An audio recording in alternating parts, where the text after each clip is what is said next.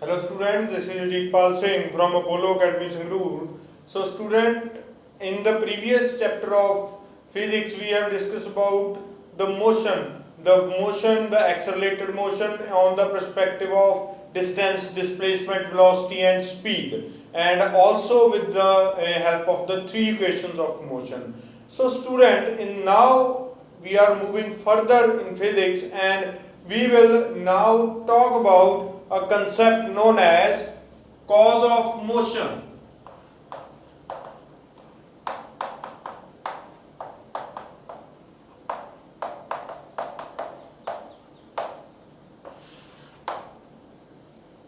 हाँ जी बेटा, ਇਹਦੇ ਬਾਰੇ ਗੱਲ ਕਰਨੀ ਆ ਆਪਾਂ cause of motion।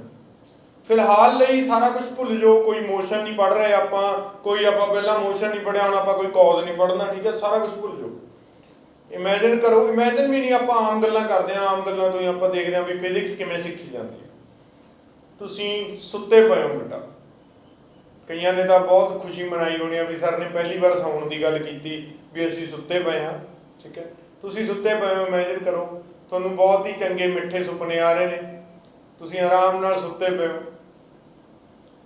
ਤੁਸੀਂ ਸੁੱਤੇ ਹੀ ਰਹਿਣਾ ਪਸੰਦ ਕਰੋਗੇ। ਮੈਨੂੰ ਪਰਸਨਲ ਲੱਗਦਾ ਇਹ ਹਰੇਕ ਬੱਚਾ ਨੀਂਦ ਜ਼ਿਆਦਾ ਪ੍ਰੈਫਰ ਕਰਦਾ ਰਾਦਰ ਦੈਨ ਵੀ ਸਵੇਰੇ ਉੱਠਿਆ ਜਾਵੇ, ਠੀਕ ਹੈ। ਤੁਸੀਂ ਸੁੱਤੇ ਰਹਿਣਾ ਜ਼ਿਆਦਾ ਪਸੰਦ ਕਰੋਗੇ, ਪਰ ਤੁਹਾਡੇ ਪੇਰੈਂਟਸ ਤੁਹਾਨੂੰ ਜਗਾਉਂਦੇ ਨੇ। ਤੁਹਾਨੂੰ ਇੱਕ ਵਾਰ ਤਾਂ ਗੁੱਸਾ ਵੀ ਆਉਂਦਾ ਵੀ ਐਵੇਂ ਜਗਾਤਾ, ਹੁਣ ਕਿਹੜਾ ਸਕੂਲ ਜਾਣਾਗਾ, ਪਹਿਲਾਂ ਤਾਂ ਸਕੂਲ ਜਾਣਾ ਹੁੰਦਾ ਸੀ ਤੁਸੀਂ ਤਾਂ ਜਗਾ ਦਿੰਦੇ ਸੀ, ਹੁਣ ਤਾਂ ਸਕੂਲ ਵੀ ਨਹੀਂ ਜਾਣਾ, ਸੌ ਤਾਂ ਲੈਣ ਦਿਓ, ਨੀਂਦ ਤਾਂ ਪੂਰੀ ਕਰ ਲੈਣ ਦਿਓ, ਹੈਨਾ। ਇਹ ਗੱਲਾਂ ਅਕਸਰ ਬੱਚਿਆਂ ਦੇ ਮਨ 'ਚ ਆਉਂਦੀਆਂ ਨੇ, ਠੀਕ ਹੈ। ਤਾਂ ਉਹ ਕੀ ਹੋ ਰਿਹਾ ਹੈਗਾ ਅਸਲ ਦੇ ਵਿੱਚ, ਤੁਹਾਡੇ ਪੇਰੈਂਟਸ ਤੁਹਾਨੂੰ ਧੱਕਾ ਕਰ ਰਹੇ ਨੇ ਤੁਹਾਡੇ ਨਾਲ, ਹੈਨਾ। ਤੁਹਾਨੂੰ ਲੱਗਦਾ ਹੋਊਗਾ ਵੀ ਯਾਰ ਚੰਗੇ ਭਲੇ ਸੁੱਤੇ ਪਏ ਸੀਗੇ, ਐਵੇਂ ਧੱਕਾ ਕਰਤਾ, ਜਗਾਤਾ, ਕੀ ਫਾਇਦਾ ਹੋਇਆ ਜਾਗ ਕੇ, ਹੈਨਾ। ਇਹ ਲੱਗਦਾ, ਇਹ ਫੀਲ ਹੁੰਦਾ ਗਾ। ਉਹ ਧੱਕਾ ਕਰ ਰਹੇ ਨੇ ਤੁਹਾਡੇ ਨਾਲ, ਮਤਲਬ ਉਹ ਕਿਵੇਂ ਨਾ ਕਿਵੇਂ ਤੁਹਾਡੇ ਉੱਤੇ ਕੋਈ ਜ਼ੋਰ ਜਮਾਏ ਕਰ ਰਹੇ ਨੇ, ਜ਼ੋਰ ਲਾ ਰਹੇ ਨੇ ਤੁਹਾਡੇ ਤੇ ਵੀ ਉੱਠੋ, ਕਿਉਂ ਸੁੱਤੇ ਪਏ ਹੋ, ਠੀਕ ਹੈ। ਤਾਂ ਤੁਸੀਂ ਆਪਦੀ ਰੈਸਟ ਵਾਲੀ ਪੋਜੀਸ਼ਨ ਛੱਡ ਕੇ, ਮਤਲਬ ਨੀਂਦ ਵਾਲੀ ਪੋਜੀਸ਼ਨ ਛੱਡ ਕੇ ਅੱਖਾਂ ਹੀ ਮਲਦੇ ਉੱਠਦੇ ਹੋ, ਚਾਹ ਚੂ ਲਿਆਓ, ਚਾਹ, ਅੱਧੇ ਤਾਂ ਸਿੱਧੇ ਹੀ ਚਾਹ ਮੰਗ ਲੈਂਦੇ ਆ, ਠੀਕ ਹੈ। ਅੱਧੇ ਪਹਿਲਾਂ ਬਰਸ਼ ਕਰਨ ਜਾਂਦੇ ਨੇ, ਕੁਰਲੀ ਕਰਨ ਜਾਂਦੇ ਨੇ, ਫਿਰ ਚਲੋ ਚਾਹ ਪੀ ਲੈਂਦੇ ਨੇ। ਐਟ ਦਾ ਐਂਡ ਗੱਲ ਕੀ ਹੋਈ, ਗੱਲ ਇਹ ਹੋਈ ਵੀ ਤੁਸੀਂ ਆਰਾਮ ਨਾਲ ਸੁੱਤੇ ਪਏ ਸੀਗੇ, ਤੁਹਾਨੂੰ ਜਗਾਉਣ ਦੇ ਲਈ ਪੇਰੈਂਟਸ ਵੱਲੋਂ ਕੋਈ ਆਰਡਰ ਆਇਆ, ਤੁਹਾਨੂੰ ਜਗਾਉਣ ਦੇ ਲਈ ਪੇਰੈਂਟਸ ਵੱਲੋਂ ਕੋਈ ਯੂ ਕੈਨ ਸੇ ਇੱਕ ਕਮਾਂਡ ਆਈ। ਉਸ ਕਮਾਂਡ ਨੇ ਤੁਹਾਡੇ ਦਿਮਾਗ ਦੇ ਵਿੱਚ ਇੱਕ ਹਲਚਲ ਪੈਦਾ ਕੀਤੀ ਜਿਹਦੇ ਕਰਕੇ ਤੁਸੀਂ ਉੱਠੇ। ਇਹਦਾ ਮਤਲਬ ਜਿਵੇਂ ਤੁਸੀਂ ਸੁੱਤੇ ਹੀ ਰਹਿਣਾ ਪਸੰਦ ਕਰਦੇ ਹੋ, ਕੋਈ ਵੀ ਬਾਡੀ ਆਪਦੀ ਸਟੇਟ ਦੇ ਵਿੱਚ ਹੀ ਰਹਿਣਾ ਪਸੰਦ ਕਰਦੀ ਹੈ, ਠੀਕ ਹੈ। ਉਹ ਬਾਡੀ ਰੈਸਟ 'ਚ ਹੀ ਰਹਿਣਾ ਪਸੰਦ ਕਰਦੀ ਹੈ, ਪਰ ਜਿਵੇਂ ਇਸ ਕੇਸ 'ਚ ਪੇਰੈਂਟਸ ਆ ਜਾਂਦੇ ਨੇ, ਉਸ ਕੇਸ 'ਚ ਕੋਈ ਚੀਜ਼ ਆ ਜਾਂਦੀ ਆ, ਕੋਈ ਇਹੋ ਜਿਹਾ ਜ਼ੋਰ ਆ ਜਾਂਦਾ, ਜਿਹੜਾ ਜ਼ੋਰ, ਜਿਹੜਾ ਬਲ ਉਹਨੂੰ ਕਹਿੰਦਾ ਗਾ ਵੀ ਤੂੰ ਮੂਵ ਕਰ, ਰੈਸਟ 'ਚ ਕਿਉਂ। ਐਵੇਂ ਜਦੋਂ ਤੁਸੀਂ ਜਾਗਦੇ ਹੁੰਦੇ ਹੋ, ਹੁਣ ਮੁੰਡਿਆਂ ਦੀ ਗੱਲ ਕਰਦੇ ਹਾਂ ਆਪਾਂ, ਜਦੋਂ ਤੁਸੀਂ ਜਾਗਦੇ ਹੋ, ਚਲੋ ਕੁੜੀਆਂ ਵੀ ਹਨਾ ਰਾਤ ਨੂੰ ਮੂਵੀ ਦੇਖ ਰਹੀਆਂ ਬਾਈ ਚਾਂਸ, ਠੀਕ ਹੈ, ਨੀਂਦ ਨਹੀਂ ਆ ਰਹੀ, ਘਰ ਦੇ ਫਿਰ ਧੱਕੇ ਨਾਲ ਕਹਿੰਦੇ ਸੌਂ ਜਾਓ ਹੁਣ, ਸੌਂ ਜਾਓ ਹੁਣ, ਸੌਂ ਜਾਓ।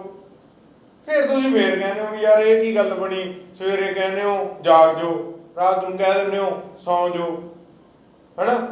ਵੀ ਤੁਸੀਂ ਉਹ ਕੰਮ ਕਿਉਂ ਨਹੀਂ ਮੈਨੂੰ ਕਰਨ ਦਿੰਦੇ ਜਿਹੜਾ ਮੇਰਾ ਜੀ ਕਰਦਾ ਗਾ। ਉੱਥੇ ਫੇਰ ਤੁਹਾਡੇ ਤੇ ਇੱਕ ਬਲ ਲੱਗਦਾ ਗਾ ਸਮਾਉਣ ਦਾ। ਇਹਦਾ ਮਤਲਬ ਉਦੋਂ ਤੁਸੀਂ ਜਾਗ ਰਹੇ ਸੀ, ਉਦੋਂ ਤੁਹਾਨੂੰ ਸਮਾਇਆ ਗਿਆ। ਹੁਣ ਇਹ ਜਾਗਣ ਤੇ ਸੌਣ ਨੂੰ, ਰੈਸਟ ਤੇ ਮੋਸ਼ਨ ਦੀ ਗੱਲ ਕਰੋ। ਜਦੋਂ ਆਪਾਂ ਰੈਸਟ 'ਚ ਆ, ਜਦੋਂ ਕੋਈ ਬੋਡੀ ਰੈਸਟ 'ਚ ਆ, ਫਿਜ਼ਿਕਸ ਬੇਟਾ ਇੱਕ ਬੜਾ ਹਾਸੀ ਵਾਲਾ ਸਬਜੈਕਟ ਹੈ, ਠੀਕ ਹੈ। ਇਹਦੇ ਵਿੱਚ ਕੋਈ ਵੀ ਬੋਡੀ ਆ, ਕੋਈ ਵੀ ਬੋਡੀ, ਉਹਦੀ ਸ਼ੇਪ ਇਹ ਬਣਾਈ ਜਾਂਦੀ ਹੈ, ਆਹ ਬੋਡੀ ਹੈ। ਇਹ ਬੋਡੀ 'ਚ ਮਿਸਟਰ ਅਜੀਤਪਾਲ ਸਿੰਘ ਵੀ ਹੋ ਸਕਦੇ ਨੇ, ਠੀਕ ਹੈ। ਇਹ ਰਿਤਿਕ ਰੋਸ਼ਨ ਵੀ ਹੋ ਸਕਦਾ, ਇਹਦਾ ਮਾਸ M ਆ। ਇਹ ਕੋਈ ਜਹਾਜ਼ ਵੀ ਹੋ ਸਕਦਾ, ਇਹ ਕੋਈ ਰੌਕਟ ਵੀ ਹੋ ਸਕਦਾ, ਇਹ ਸ਼ਿਪ ਵੀ ਹੋ ਸਕਦੀ ਆ, ਇਹ ਅਰਥ ਵੀ ਹੋ ਸਕਦੀ ਆ, ਇਹੀ ਬੋਡੀ ਤੁਹਾਡੇ ਲਈ ਪਲੈਨਟ ਹੋ ਸਕਦੀ ਆ, ਕੁਝ ਵੀ ਹੋ ਸਕਦੀ ਆ। ਫਿਜ਼ਿਕਸ ਦੇ ਵਿੱਚ ਆਹ ਬੋਡੀ ਹੁੰਦੀ ਆ, ਠੀਕ ਹੈ। ਇਹ ਬੋਡੀ ਆ, ਇਹ ਸਰਫੇਸ ਹੈ ਜਿਹਦੇ ਬੋਡੀ ਨੇ ਮੂਵ ਕਰਨਾ, ਤੇ ਸਰਫੇਸ ਫਿਜ਼ਿਕਸ ਦੇ ਵਿੱਚ ਇਸ ਤਰ੍ਹਾਂ ਬਣਾਉਂਦੇ ਨੇ। ਨੀਚੇ ਵੀ ਇਹ ਸਰਫੇਸ ਦਾ ਡਾਊਨ ਹਿੱਸਾ ਗਾ, ਜਿਹੜਾ ਸਮੂਥ ਆ ਉੱਪਰ, ਉਸ ਤੇ ਬੋਡੀ ਮੂਵ ਕਰੂ, ਠੀਕ ਹੈ। ਤਾਂ ਇਹ ਬੋਡੀ ਮੂਵ ਨਹੀਂ ਕਰ ਰਹੀ, ਰੈਸਟ ਤੇ ਆ, ਉਹਦਾ ਮਾਸ M ਹੈ। एमओ का की है बेटा जी मास है, ये बॉडी बिल्कुल रेस्ट पे पई है, मतलब एक सुता हुआ परसन है। जिवें मैं खड़ा सुता हुआ छड्डो, हुण मैं आ गया, मैं इत्थे एवें खड़ा, अकॉर्डिंग टू यू मेरे ते कोई फोर्स लग रही है? तुहानूं कुछ लगदा ही मेरे ते कोई फोर्स लग रही है? सोचो, ध्यान नाल सोचो, अकॉर्डिंग टू यू तुहानूं लग रहा हो कि मेरे ते कोई भी फोर्स नहीं लग रही, पर मैं कहना मेरे ते एक फोर्स काम कर रही है। एक नहीं मेरे ते दो फोर्सिस काम कर रही हैं। देखो किहड़ी? सब तो पहला जिहड़ी फोर्स काम कर रही है बेटा वो हैगी ग्रेविटेशनल फोर्स, जिहड़ी डाउनवर्ड एक्ट कर रही है, जिहड़ी मेरे मास ते डिपेंड करती है। की हुंदी आ, किन्नी हुंदी आ, इहदे बारे आपां फिर गल करांगे। Force of gravity,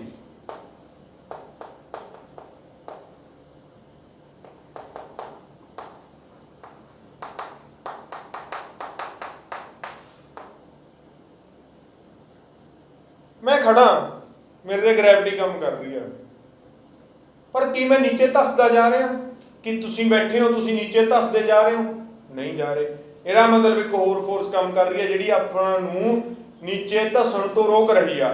that force is called reaction force. वो फोर्स ਨੂੰ ਆਪਾਂ ਕੀ ਕਹਾਂਗੇ? Reaction force.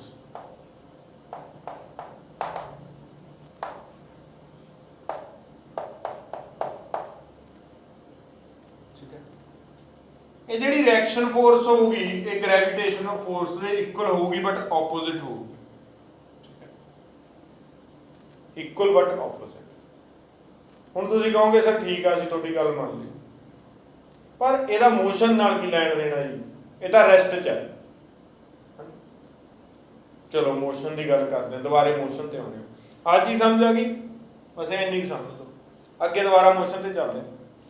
ਹੁਣ ਮੰਨ ਲਓ मैं एक बहुत ही नलैक जिहा जवाक हाँ, मैनूं बहुत घट आउंदा, मेरे घर दे मैनूं किच किच करी जांदे ने, तू पढ़ लिया कर, तेरियां ट्यूशनां रखियां होईयां ने, तू कुछ तां पढ़ लिया कर, तेरियां ट्यूशनां रखियां होईयां, स्कूल नहीं जांदा तू, हुण करोना हो गया जे वो मैनूं लगातार पुश करदे रहिंदे ने भी तू पढ़ ला पढ़ ला पढ़ ला।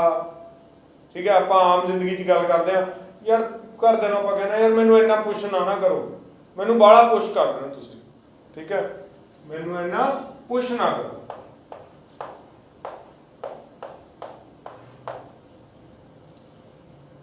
फिर की हुंदा? मेरा कोई फ्रेंड बन गया जिहड़ा कि काफ़ी इंटैलीजेंट है। ठीक है, काफ़ी इंटैलीजेंट है।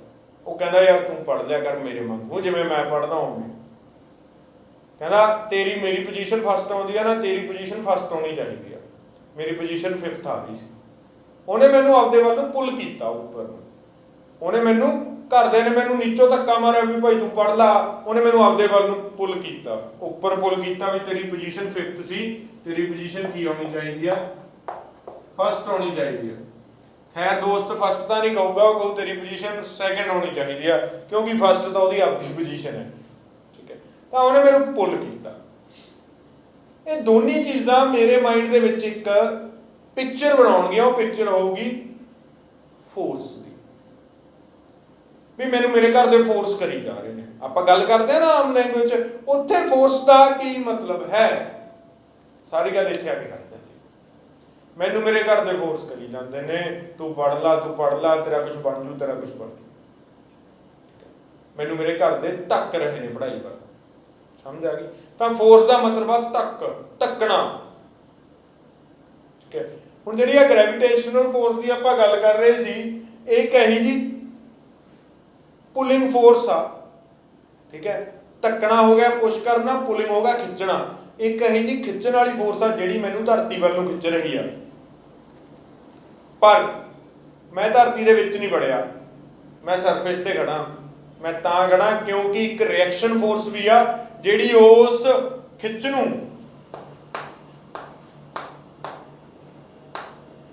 ग्रेविटेशनल पुल कहने ने इहनूं आपां, पुल जिहड़ी उस पुल नूं नलीफाई करदी आ, बराबर हो जाती है, ऑपोजिट है बट इहदे इक्वल है। That is called reaction force, force of reaction. ताई मैं इत्थे खड़ा, मैं नीचे नहीं गुड़िया जा रहा, या फिर मैं सुपरमैन वांगू ऊपर नहीं उड़ रहा, क्योंकि जे रिएक्शन फोर्स की हुंदी, जे रिएक्शन फोर्स ज़्यादा हुंदी तां मैं ऊपर उड़ के आउंदा। इहदा मतलब जदों मैं रेस्ट च हां, ਤਾਂ ਮੇਰੇ ਜੇ ਦੋ ਫੋਰਸਿਸ ਹਜੇ ਕੰਮ ਕਰ ਰਹੀਆਂ ਨੇ ਤੇ ਉਹ ਦੋਨੇ ਦੀਆਂ ਦੋਨੋਂ ਫੋਰਸ ਕੀ ਨੇ ਬੇਟਾ, ਇਕੁਅਲ ਐਂਡ ਆਪੋਜ਼ਿਟ ਨੇ। ਇਹ ਜਿਹੜੀਆਂ ਇਕੁਅਲ ਤੇ ਆਪੋਜ਼ਿਟ ਦੋ ਫੋਰਸਿਸ ਨੇ, ਠੀਕ ਹੈ, ਉਹਨਾਂ ਨੂੰ ਆਪਾਂ ਕਹਿੰਦੇ ਆ ਬੈਲੈਂਸਡ ਫੋਰਸਿਸ। ਉਹਨਾਂ ਨੂੰ ਆਪਾਂ ਕੀ ਕਹਿੰਦੇ ਆ, ਬੈਲੈਂਸਡ ਫੋਰਸਿਸ। ਗ੍ਰੈਵਿਟੇਸ਼ਨ ਮੈਨੂੰ ਪੁੱਲ ਕਰ ਰਹੀ ਹੈ ਨੀਚੇ ਨੂੰ, ਜਦਕਿ ਰਿਐਕਸ਼ਨ ਫੋਰਸ ਮੈਨੂੰ ਉੱਪਰ ਨੂੰ ਪੁਸ਼ ਕਰ ਰਹੀ ਹੈ। ਇਹਦਾ ਮਤਲਬ ਫੋਰਸ ਕੀ ਹੋ ਗਿਆ, ਫੋਰਸ ਇਜ਼ ਅ ਪੁਸ਼ ਔਰ ਪੁੱਲ। ਫੋਰਸ ਇਜ਼ ਅ ਪੁਸ਼ ਔਰ ਪੁੱਲ। ਪਰ ਇਹ ਇਕੱਲਾ ਪੁਸ਼ ਔਰ ਪੁੱਲ ਇਹ ਇੱਕ ਬਹੁਤ ਅਧੂਰੀ ਡੈਫੀਨੇਸ਼ਨ ਆ, ਇਹਨੂੰ ਆਪਾਂ ਪੂਰੀ ਕਰਾਂਗੇ, ਹੌਲੀ ਹੌਲੀ ਕਰਦੇ ਹਾਂ। ਇੱਕ ਗੱਲ ਤੁਸੀਂ ਸਮਝ ਲਈ ਵੀ ਜੇ ਕੋਈ ਬੋਡੀ ਰੈਸਟ 'ਚ ਆ, ਠੀਕ ਹੈ, ਤਾਂ ਉਹ ਬੈਲੈਂਸਡ ਫੋਰਸਿਸ ਕਰਕੇ ਆ। ਇਹਦੇ ਕਰਕੇ ਆ ਬੈਲੈਂਸ ਫੋਰਸ। ਜਿੰਨਾ ਪੁਸ਼ ਉਨਾ ਹੀ ਪੁੱਲ, ਚੀਜ਼ ਬੈਲੈਂਸ ਹੋ ਜੂ, ਠੀਕ ਹੈ। ਜਿੰਨਾ ਪੁਸ਼ ਆ ਉਨਾ ਹੀ ਪੁੱਲ ਹੈ। ਹੁਣ ਅੱਗੇ ਮੈਂ ਕੀ ਕਰੂੰਗਾ ਬੇਟਾ,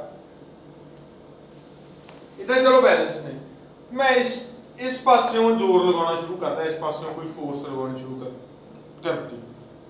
मान लो मैं इस पासों 10 यूनिट फोर्स लगाई, पर ये फिर भी नहीं हिलिया, ये हिलिया नहीं 10 यूनिट फोर्स, ठीक है। ये तां नहीं हिलिया क्योंकि एक ऑपोजिट फोर्स काम कर रही है, जिहड़ी कि फ्रिक्शनल फोर्स आ इहदे सरफेस करके, वो ऑपोजिटली काम कर रही है, ऑपोजिट काम कर रही है फ्रिक्शनल फोर्स। वो भी 10 यूनिट दी है, वो भी कितने दी है, 10 यूनिट दी। जिन्नी फोर्स मैं इहदे नाल धक्कण नूं लगाई उन्नी फोर्स फ्रिक्शन बैकवर्ड नूं ला रहा, मतलब मैं रेस्ट च ही रहूंगा, ठीक है। पर मैं फोर्स वधाती है, मैं ज्यादा जोर लगा लिया, मैं 15 यूनिट फोर्स लाती इस डायरेक्शन ਨੂੰ, 10 यूनिट मेरे को फ्रिक्शनल लग रही है, कि हुण मैं मूव कर जूंगा, हाँ जी हुण मैं मूव करूंगा, हुण मैं मूव करूंगा। पिछला केस की सी, बैलेंस्ड फोर्सेस सी, मैं मूव नहीं करूंगा, भावें मेरे ते चार फोर्सेस लग रही ने पर चारे फोर्सेस बैलेंस ने। रिएक्शन ग्रेविटेशनल नाल इहदे नाल फोर्स बैलेंस सीगी फ्रिक्शनल नाल। बट हुण की आ, ਹੁਣ ਜਿਹੜੀ ਮੇਰੀ ਫੋਰਸ ਹੈ ਮੈਂ 15 ਕਰਤੀ, फ्रिक्शनल फोर्स कितनी है मेरे को 10 है। ਇਹਦਾ ਮਤਲਬ ਮੈਂ ਫੋਰਸ ਇਧਰੋਂ ਜ਼ਿਆਦਾ ਲਗਾਤੀ ਤਾਂ ਮੇਰੀ ਬੋਡੀ ਕਿੱਧਰ ਨੂੰ ਮੂਵ ਕਰ ਜੂ, ਇਸ ਤਰਫ ਨੂੰ ਮੂਵ ਕਰ ਜੂਗੀ। ਮੇਰੀ ਬੋਡੀ ਇੱਥੇ ਹੈ, ਜਿਹੜੀ ਬੋਡੀ ਦੀ ਮੈਂ ਗੱਲ ਕਰ ਰਿਹਾ, ਠੀਕ ਹੈ। ਕਿਉਂਕਿ ਆਪੋਜ਼ਿਟ ਫੋਰਸ 10 ਨਿਊਟਨ ਦੀ ਲੱਗ ਰਹੀ ਸੀ, ਮੈਂ ਪਿੱਛੋਂ 15 ਨਿਊਟਨ ਲਾਤਾ ਸੀ, ਤਾਂ ਮੇਰੀ ਬੋਡੀ ਇਸ ਤਰਫ ਨੂੰ ਮੂਵ ਕਰ ਜੂ। This kind of forces ਜਿਹਦੇ ਵਿੱਚ ਇੱਕ ਪਾਸਿਓਂ ਫੋਰਸ ਜ਼ਿਆਦਾ ਲੱਗ ਰਹੀ ਹੈ, ਦੂਸਰੇ ਪਾਸਿਓਂ ਘੱਟ ਲੱਗ ਰਹੀ ਹੈ, those kind of forces are known as unbalanced forces।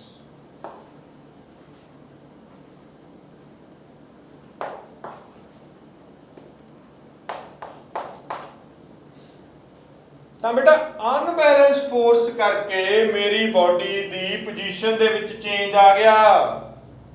Position ਦੇ ਵਿੱਚ ਚੇਂਜ ਆਉਣਾ ਕੀ ਹੁੰਦਾਗਾ, ਮੋਸ਼ਨ ਦੇ ਵਿੱਚ ਆਉਣਾ।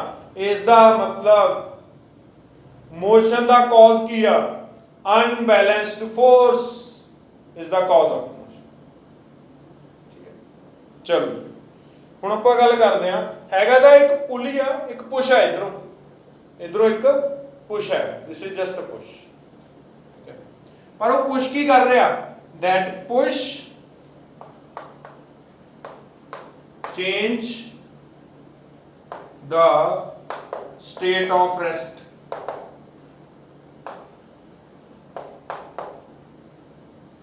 ਉਹਨੇ state of rest ਨੂੰ ਚੇਂਜ ਕਰਤਾ and make body move,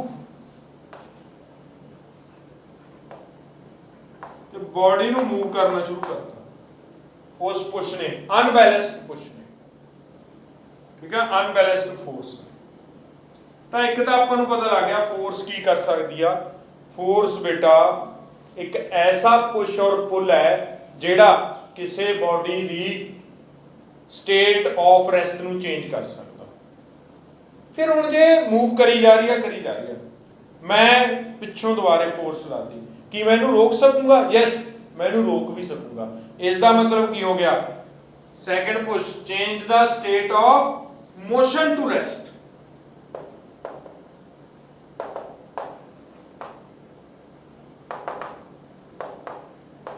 ਇਹਨੇ ਜੇ ਮੈਂ ਮੋਸ਼ਨ 'ਚ ਸੀ, ਇਸ ਪੁਸ਼ ਨੇ ਮੈਨੂੰ ਕੀ ਕਰਤਾ, ਰੈਸਟ 'ਚ ਲਿਆਂਦਾ। मतलब फोर्स एक ऐसा पुश और पुल आ ਜਿਹੜਾ ਕਿਸੇ ਬੋਡੀ ਨੂੰ ਰੈਸਟ ਤੋਂ ਮੋਸ਼ਨ ਦੇ ਵਿੱਚ ਤੇ ਮੋਸ਼ਨ ਤੋਂ ਰੈਸਟ ਦੇ ਵਿੱਚ ਲੈ ਕੇ ਆ ਸਕਦਾ ਹੈ। ਠੀਕ ਹੈ, ਹੁਣ ਮੈਂ ਤੁਹਾਨੂੰ ਇੱਕ ਗੱਲ ਕਹੀ ਸੀ, ਜਦੋਂ ਬੈਲੈਂਸ ਫੋਰਸ ਹੋਵੇ ਉਦੋਂ ਮੋਸ਼ਨ ਕਾਜ਼ ਨਹੀਂ ਹੋ ਸਕਦੀ। ਬੇਟਾ ਜਦੋਂ ਬੈਲੈਂਸ ਫੋਰਸ ਹੋਵੇ ਉਦੋਂ ਰੁਕੀ ਹੋਈ ਵਸਤੂ 'ਚ ਸਟੇਟ ਆਪਣਾ ਰੈਸਟ ਸਟੇਟ ਦੇ ਵਿੱਚ ਨਹੀਂ ਮੋਸ਼ਨ ਕਾਜ਼ ਹੋ ਸਕਦੀ। ਹਾਂ, ਪਰ ਜੇ ਕੋਈ ਬੋਡੀ ਪਹਿਲਾਂ ਹੀ ਮੋਸ਼ਨ 'ਚ ਆ, ਜੇ ਕੋਈ ਬੋਡੀ ਪਹਿਲਾਂ ਹੀ ਮੋਸ਼ਨ 'ਚ ਆ, ਜੇ ਉਹਦੇ ਬੈਲੈਂਸ ਫੋਰਸਿਸ ਲੱਗ ਰਹੀਆਂ ਨੇ ਤਾਂ ਉਹਦੀ ਵੈਲੋਸਿਟੀ ਨਹੀਂ ਚੇਂਜ ਹੋਊਗੀ, ਤਾਂ ਉਹਦੀ ਵੈਲੋਸਿਟੀ ਨਹੀਂ ਚੇਂਜ ਹੋਊਗੀ। ਜੇ ਮੈਂ ਇਹ ਬੋਡੀ ਐਵੇਂ ਜਾ ਰਹੀ ਹੈ, ਇਹ ਕਾਂਸਟੈਂਟ ਵੈਲੋਸਿਟੀ ਤੇ ਮੂਵ ਕਰ ਰਹੀ ਹੈ, ਇਹਦਾ ਮਤਲਬ ਇਹ ਤੇ ਜਿੰਨੀ ਇੱਕ ਵਾਰ ਫੋਰਸ ਲੱਗੀ ਉਨੀ ਲੱਗੀ ਜਾ ਰਹੀ ਹੈ ਲਗਾਤਾਰ, ਮਤਲਬ ਬੈਲੈਂਸ ਫੋਰਸ। ਜੇ ਕੋਈ ਬੋਡੀ ਮੂਵ ਕਰ ਰਹੀ ਹੈ ਤੇ ਉਹਤੇ ਬੈਲੈਂਸ ਫੋਰਸ ਲਗਾ ਰਹੇ ਆ ਆਪਾਂ, ਤਾਂ ਉਹਦੀ ਸਪੀਡ ਚੇਂਜ ਨਹੀਂ ਹੋਊਗੀ। ਬਟ ਜੇ ਕੋਈ ਬੋਡੀ ਮੂਵ ਕਰ ਰਹੀ ਹੈ ਤੇ ਆਪਾਂ ਉਹਦੇ ਪਿੱਛੋਂ ਅਨਬੈਲੈਂਸ ਫੋਰਸ ਲਾ ਲਈਏ ਤਾਂ ਵੈਲੋਸਿਟੀ ਚੇਂਜ ਹੋ ਜੂਗੀ।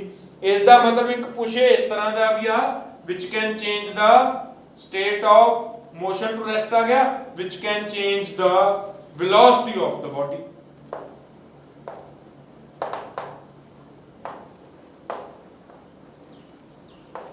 ਪੁਸ਼ ਔਰ ਪੁਲ ਇਸ ਤਰ੍ਹਾਂ ਦਾ ਵੀ ਹੈ ਜਿਹੜਾ ਉਹਦੀ ਵੈਲੋਸਿਟੀ ਚੇਂਜ ਕਰ ਦਿੰਦਾ।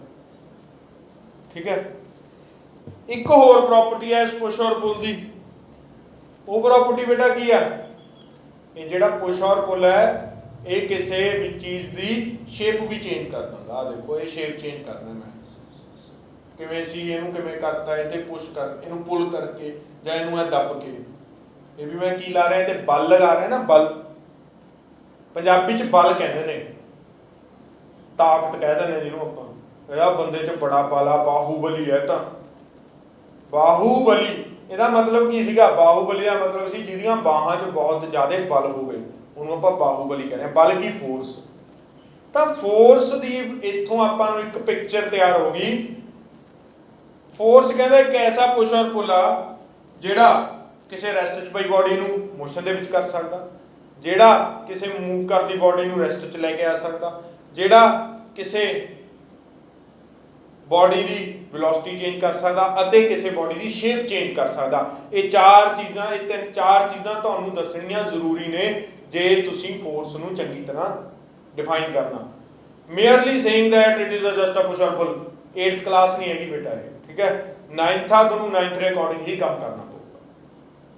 ਤਾਂ ਫੋਰਸ ਬਾਰੇ ਆਪਾਂ ਇੱਕ ਗੱਲ ਜਾਣ ਲਈ ਵੀ ਇੱਕ ਤਾਂ ਅਨਬੈਲੈਂਸਡ ਫੋਰਸਿਸ ਹੁੰਦੀਆਂ ਨੇ ਜਿਹੜੀਆਂ ਮੋਸ਼ਨ ਕਾਜ਼ ਕਰਦੀਆਂ ਨੇ of a rest in body in rest. ਇੱਕ ਆਪਾਂ ਨੂੰ ਪਤਾ ਲੱਗ ਗਿਆ ਵੀ ਮੋਸ਼ਨ ਕੀ ਹੁੰਦੇ ਆ, ਫੋਰਸ ਕੀ ਹੁੰਦੀ ਆ।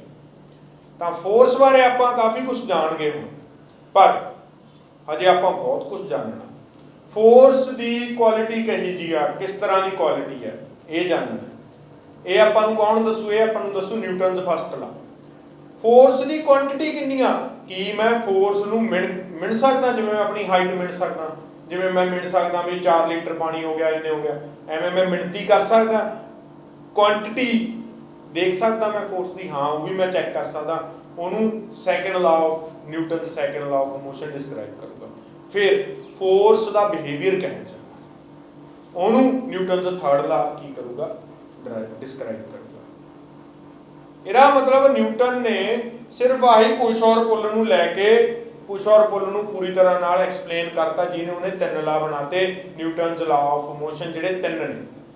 ਅਸਲ ਦੇ ਵਿੱਚ ਉਹ ਨਿਊਟਨਸ ਲਾ ਆਫ ਮੋਸ਼ਨ ਨੇ, ਪਰ ਐਕਚੁਅਲ ਦੇ ਵਿੱਚ ਉਹ ਕਿਹਦੇ ਨਾਲ ਡੀਲ ਕਰਦੇ ਨੇ, ਫੋਰਸ ਨਾਲ ਡੀਲ ਕਰਦੇ ਨੇ। ਇਹ ਚੀਜ਼ ਦਾ ਖਿਆਲ ਰੱਖਿਓ, ਉਹਨਾਂ ਦਾ ਨਾਮ ਹੀ ਆ ਨਿਊਟਨਸ ਲਾ ਆਫ ਮੋਸ਼ਨ, ਪਰ ਉਹ ਡੀਲ ਕਿਹਦੇ ਨਾਲ ਕਰਦੇ ਨੇ, ਫੋਰਸ।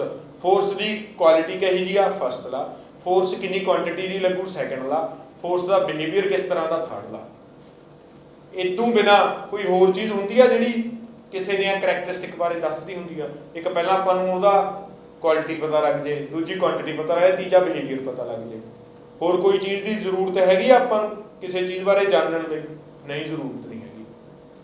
ਤਾਂ ਹੀ ਨਿਊਟਨ ਨੇ ਸਿਰਫ 3 ਲਾ ਦਿੱਤੇ ਤੇ 3 ਲਾ ਦੇ ਵਿੱਚ ਉਹਨੇ ਫੋਰਸ ਨੂੰ ਚੰਗੀ ਤਰ੍ਹਾਂ ਐਕਸਪਲੇਨ ਕਰਤਾ। That's the reason. ਠੀਕ ਹੈ ਬੇਟਾ, ਤਾਂ ਇੱਥੋਂ ਆਪਾਂ ਬੈਲੈਂਸਡ, ਅਨਬੈਲੈਂਸ ਅਤੇ ਫੋਰਸ ਬਾਰੇ ਗੱਲ ਕੀਤੀ ਅੱਜ। ਕੱਲ ਨੂੰ ਆਪਾਂ ਨਿਊਟਨ ਦਾ ਫਸਟ ਲਾ ਤੋਂ ਕੰਮ ਸ਼ੁਰੂ ਕਰਾਂਗੇ ਤੇ ਨਿਊਟਨ ਫਸਟ ਲਾ ਆਪਾਂ ਨੂੰ ਦੱਸੂਗਾ quality of the force. Newton first law is the qualitative analysis of force ਦੀ ਕੁਆਲਿਟੀ ਕੀ ਹੁੰਦੀ ਹੈ। ਠੀਕ ਹੈ, ਇਹਦੇ ਨੋਟਸ ਤੁਹਾਨੂੰ ਬੇਟਾ ਮਿਲ ਜਾਣਗੇ। ਠੀਕ ਹੈ ਜੀ, ਤਾਂ ਕੱਲ ਲਈ ਅੱਜ ਲਈ ਇੰਨਾ ਹੀ, ਕੱਲ ਨੂੰ ਮਿਲਦੇ ਆ ਬੇਟਾ। Thank you.